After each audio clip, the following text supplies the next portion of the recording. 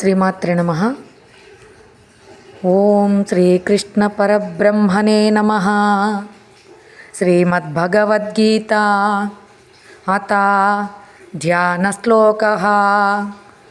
వసుదేవసుతం దేవం కంసచానూరమర్దనం దేవకీ పరమానందం కృష్ణం వందే జగద్గురుం. ఆ యొక్క దేవకి వసుదేవుల పుత్రుడే ఈ యొక్క శ్రీకృష్ణ పరమాత్మ. తనని కంసుని యొక్క చెల్లెలే ఈ యొక్క దేవకీదేవి. ఎంతో ప్రేమగా చూసేవాడు, ఎంతో ఆదరంగా గౌరవించేవాడు.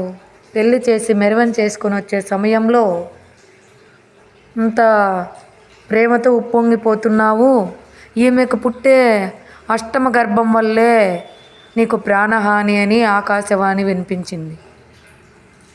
అప్పటి నుంచి చంపేయాలని కత్తి ఎత్తాడు. అప్పుడు వద్దు బావా, నీ చెల్లెలు పుట్టే బిడ్డనల్లా నీకే ఇస్తాను, ఆమె లేకుండా నేను ఉండలేను అన్నాడు. సరే అని చెప్పేసి ఇద్దరిని చెరసాల్లో బంధించాడు. పుట్టిన బిడ్డనల్లా సంహరిస్తూ వచ్చాడు. కానీ అతన్ని దూషించకుండా, నేను ఇంత కష్టపడుతున్నానని కృంగిపోకుండా, ద్వేషించకుండా, నా కడుపున పుట్టేటువంటి సంతానం వల్ల లోకంలో ఉండే వాళ్ళందరికీ ఆనందాన్ని, సౌఖ్యాన్ని ఇవ్వాలని అంత గొప్ప హృదయంతో ఉంది కాబట్టి అటువంటి శ్రీకృష్ణ పరమాత్మ జన్మించాడు. ఈరోజు కూడా తినే తిండి నుంచి మాట్లాడే మాట, చూసే చూపు, ప్రతి ఒక్కటి భగవంతునికి సన్నిహితంగా ఆ శ్రీకృష్ణ పరమాత్మ గర్భాన్ని ఎంచుకొని దేవకీ వసుదేవుల గర్భంలో పుట్టాడంటే వాళ్ళెంత సత్కృతయులు, సద్భావనతో ఉన్నవాళ్ళు. అటువంటి గొప్పగా లోకంలో ఉండే వాళ్ళందరికీ సుఖం కలగాలని కోరుకున్నారు. కానీ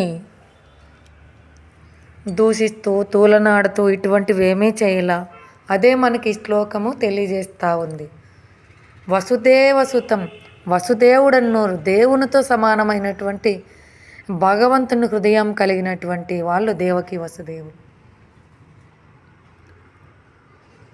కంసచానూరుడు అనేటువంటి రాక్షసులు వాళ్ళిద్దరినీ సంహరించినటువంటి వాడు.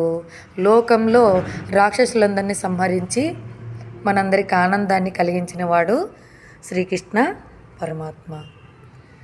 దేవికి హృదయం ఆనందాన్ని కలిగించినవాడు. దేవి ఆనందం అంటే ఏది? ఆస్తులు కావాలని కోరుకుందా? డబ్బు కావాలని కోరుకుందా? లేదా ఇంకా ఏమన్నా ఇతర ఆస్తులు కావాలని కోరుకుందా? నేను సుఖంగా ఉండాలని కోరుకుందా? లోకంలో ఉండే వాళ్ళందరి యొక్క సుఖాన్ని కోరుకుంది. అటువంటి ఆనందాన్ని కలిగించినటువంటి వాడు శ్రీకృష్ణ పరమాత్మ. అందుకే కృష్ణం వందే జగద్గురుం. ఆ కృష్ణునికే జగద్గురు, అతనికే నేను వందనాలు సమర్పిస్తున్నాను. ఎంత గొప్ప శ్లోకం అండి. శ్రీమాత్రే నమః.